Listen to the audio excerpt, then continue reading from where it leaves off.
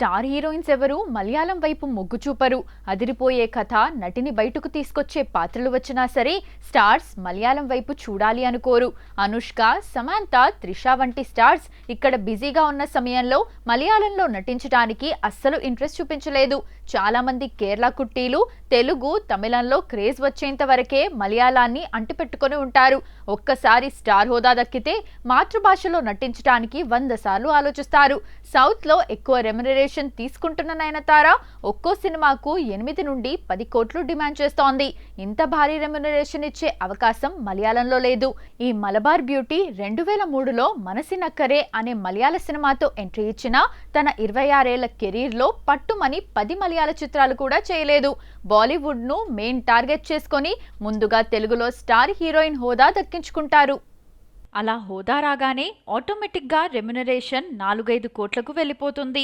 ఆ తర్వాత లక్షలు తీసుకొని కన్నడలో, మలయాళంలో నటించడానికి ఇంట్రెస్ట్ చూపించరు. నయనతార, రష్మిక, కీర్తి సురేష్ నుంచి లేటెస్ట్ బ్యూటీ అనశ్వర రాజన్ వరకు అందరి విషయంలోనూ ఇదే రెమ్యునరేషన్ ఫార్ములా నడుస్తోంది. అనశ్వర రాజన్ మలయాళంలో చాలా కాలంగా నటిస్తున్నా తెలుగులో క్రేజ్ రావడంతో ఇక్కడ మంచి రెమ్యునరేషన్ దక్కుతోంది. ఛాంపియన్ తో ఎంట్రీ ఇచ్చిన ఈమె మెగాస్టార్ చిరంజీవి సినిమాలో కూతురుగా నటించే ఛాన్స్ దక్కించుకుంది. ప్రస్తుతం ఈ బ్యూటీ తెలుగు ఛాన్సులను అస్సలు వదులుకోవడం లేదు. ఎందుకంటే బాలీవుడ్ లోకి ఎంట్రీ ఇవ్వాలన్నా కూడా మొదట తెలుగులో స్టార్ అనిపించుకోవాలి. అందుకే మలయాళ బ్యూటీస్ తెలుగులో ఛాన్స్ వస్తే అస్సలు మిస్ చేసుకోరు. క్రేజ్ కు క్రేజ్, రెమ్యునరేషన్ కు రెమ్యునరేషన్ అంతా ఇక్కడే దొరుకుతుంది.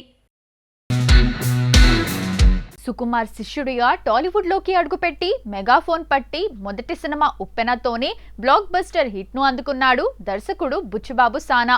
ఆ సినిమా సాధించిన భారీ విజయం సాధించడంతో రెండో సినిమాకే గ్లోబల్ స్టార్ రామ్ చరణ్ తో పాన్ ఇండియా ప్రాజెక్ట్ పెద్దీని డైరెక్ట్ చేసే అవకాశం అందుకున్నాడు బుచ్చి.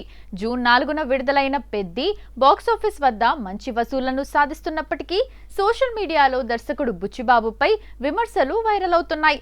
ఇప్పుడు దీనిపై నెటిజన్లు సోషల్ మీడియాలో రకరకాల కామెంట్స్ చేస్తున్నారు. బుచ్చిబాబు గారు, మీ సినిమాలో హీరో అంటే ఏదో ఒక భాగం కోయాల్సిందేనా అంటూ నెట్టింట ఫన్నీ అండ్ సీరియస్ చర్చలు మొదలయ్యాయి. కానీ ఒక దర్శకుడిగా ఇప్పుడిప్పుడే ఎదుగుతూ స్టార్ హీరోలతో సినిమాలు చేస్తున్న బుచ్చిబాబు సానా కెరీర్ కు ఇలాంటి విమర్శలు, బాడీ పార్ట్ కట్టింగ్ సెంటిమెంట్ ముద్రపట్టం అంత మంచిది కాదనే అభిప్రాయాలు వ్యక్తమవుతున్నాయి. కథలో ఎమోషన్ పండించడానికి ఇలాంటి వైకల్యాలను పదే పదే చూపించటం వల్ల రాబోయే రోజుల్లో బుచ్చి కథలపై ప్రేక్షకులకు ముందే ఒక అంచనా వచ్చేసే ప్రమాదం ఉంది.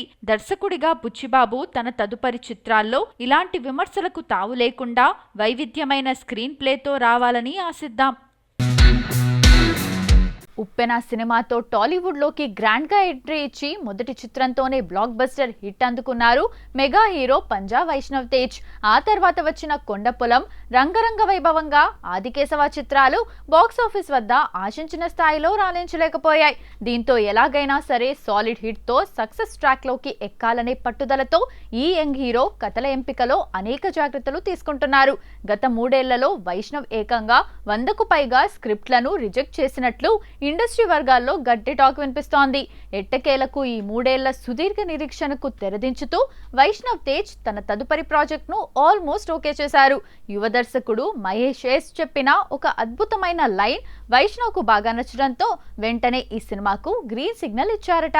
కథ వింటున్నంతసేపు దర్శకుడి నరేషన్ శైలి ఈ యంగ్ హీరోను ఎంతగానో ఆకట్టుకుందని సమాచారం. టాలీవుడ్ లో వరుస క్రేజీ ప్రాజెక్టులను నిర్మిస్తున్న ప్రముఖ నిర్మాణ సంస్థ ఏకే ఎంటర్టైన్మెంట్స్ ఈ చిత్రాన్ని భారీ బడ్జెట్ తో బ్యాంక్ రోల్ చేయనుంది. ప్రస్తుతం ఈ సినిమాకు సంబంధించిన ప్రీ ప్రొడక్షన్ పనులు శరవేగంగా జరుగుతున్నాయి. వచ్చే నెలలో ఈ ప్రతిష్టాత్మక ప్రాజెక్ట్ కు సంబంధించిన అధికారిక ప్రకటన వెలువడనుందని, ఆ వెంటనే రెగ్యులర్ షూటింగ్ ను కూడా ప్రారంభించడానికి చిత్ర యూనిట్ ప్లాన్ చేస్తోందని తెలుస్తోంది.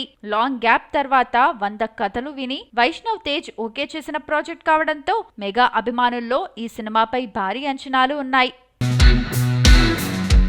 రామ్ చరణ్, బుచ్చిబాబు సానా కాంబినేషన్ లో వచ్చిన పెద్ది సినిమా బాక్సాఫీస్ వద్ద భారీ వసూళ్లతో దూసుకుపోతున్నప్పటికీ హీరోయిన్ జాన్వీ కపూర్ పాత్రపై వస్తున్న విమర్శలు మాత్రం తగ్గడం లేదు. సినిమాలో ఆమెను చూపించిన విధానంపై సోషల్ మీడియాలో పెద్ద ఎత్తున ట్రోల్స్, నెగటివ్ కామెంట్స్ వచ్చాయి. దర్శకుడు బుచ్చిబాబు సానా తాజాగా ప్రేక్షకుల సెంటిమెంట్లను గౌరవిస్తూ రూట్ మార్చారు. ఈ వివాదంపై ట్విట్టర్ వేదికగా ఆయన సుదీర్ఘ వివరణ ఇస్తూ ప్రేక్షకులకు క్షమాపణలు చెప్పారు. అంతేకాదు సినిమాలోని వివాదాస్పద సీన్లపై ఒక సంచలన నిర్ణయాన్ని ప్రకటించారు. ట్విట్టర్ వేదికగా బుచ్చిబాబు స్పందిస్తూ, ఒక దర్శకుడిగా సినిమా అనేది ప్రేక్షకులను అలరించడానికి, ప్రేరేపించడానికి, వారితో మమేకం కావడానికేనని నేను బలంగా నమ్ముతాను. అంతే తప్ప అది ఎవరిని ఇబ్బంది పెట్టేలా లేదా గౌరవానికి భంగం కలిగించేలా ఉండకూడదు. పెద్దీలోని కొన్ని సన్నివేశాలపై వస్తున్న ఫీడ్బ్యాక్ను మేము గమనించాం. దాన్ని చాలా సీరియస్గా తీసుకున్నామని పేర్కొన్నారు. ఆఫ్ స్క్రీన్ అయినా ఆన్ స్క్రీన్ అయినా తనకు మహిళల పట్ల అపారమైన గౌరవం ఉందన్న బుచ్చిబాబు ఏ ఆడపిల్లను తక్కువ చేసి చూపించాలనేది తమ ఉద్దేశం కాదని స్పష్టం చేశారు. ఏ మహిళా పాత్రను తప్పుగా లేదా గౌరవహీనంగా చూపించాలనే ఆలోచన మాకు అస్సలు లేదు. అయినప్పటికీ సినిమాలో ఏదైనా భాగం మిమ్మల్ని బాధించి ఉంటే ఆయా వర్గాల భావోద్వేగాలను మేము గౌరవిస్తున్నాం.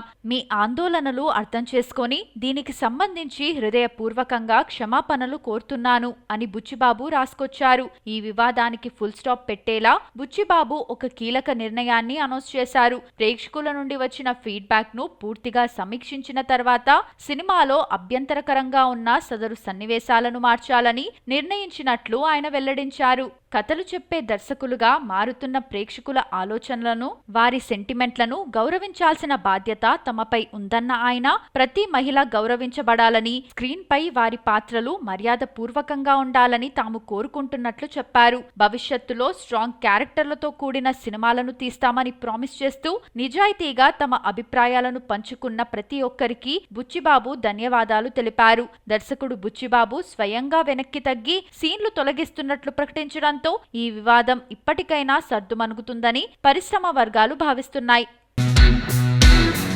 సూపర్ స్టార్ మహేష్ బాబు కెరీర్లో బిగ్గెస్ట్ హిట్ చిత్రాల్లో ఒక్కడు ఒకటి. దర్శకుడు గుణశేఖర్ తెరకెక్కించిన ఈ చిత్రం అప్పట్లో బాక్సాఫీస్ వద్ద సంచలన విజయాన్ని అందుకొని మహేష్ స్టార్డమ్ను మరింత పెంచింది. అయితే ఈ సినిమా కథ ఎలా పుట్టింది, మహేష్ బాబును దృష్టిలో పెట్టుకొని రాశారా అనే ప్రశ్నలకు గుణశేఖర్ తాజాగా ఇచ్చిన ఇంటర్వ్యూలో ఆసక్తికర సమాధానాలు వెల్లడించారు. ఈ విషయమై దర్శకుడు గుణశేఖర్ మాట్లాడుతూ, తాను చెన్నైలో అసిస్టెంట్ డైరెక్టర్గా పనిచేసే రోజుల్లో హైదరాబాద్కు వచ్చినప్పుడల్లా చార్మినార్ ప్రాంతానికి వెళ్లి అక్కడ టీ తాగుతూ అక్కడి వాతావరణాన్ని ఆస్వాదించేవాడినని చెప్పారు. టీ తాగుతూ అక్కడి జనజీవనాన్ని గమనించే సమయంలో ఒక ఆలోచన తనకు వచ్చిందన్నారు. పాత బస్తీలో టీ తాగుతూ తిరిగే ఓ సాధారణ యువకుడి జీవితాన్ని ఆధారంగా చేసుకొని కథ రాస్తే ఎలా ఉంటుందనే ఆలోచనతో ఒక్కడు కథకు బీజం పడిందని వెల్లడించారు. ఆ సమయంలో మహేష్ బాబు చాలా క్లాస్ లుక్, సోఫిస్టికేటెడ్ ఇమేజ్తో ప్రేక్షకుల్లో గుర్తింపు పొందారని, అలాంటి హీరోను పాత బస్తీ నేపథ్యంలో చూపిస్తే కొత్తదనంగా ఉంటుందని భావించానని తెలిపారు. ఆ కాంట్రాస్ట్ నే ప్రధానంగా తీసుకొని కథను అభివృద్ధి చేశానని చెప్పారు. అంతేకాకుండా పాతబస్తీ నేపథ్యానికి రాయలసీమ ఫ్యాక్షన్ అంశాలను జోడించడంతో కథ మరింత బలంగా మారిందని తెలిపారు. కథ సహజంగా పాత్రలను సృష్టించిందని, అందుకే ఒక్కడు ప్రేక్షకులకు అంతగా కనెక్ట్ అయ్యి భారీ విజయాన్ని సాధించిందన్నారు. ఇదే సందర్భంలో గుణశేఖర్ మాట్లాడుతూ సైనికుడు సినిమా గురించి కూడా ఆయన ప్రస్తావించారు.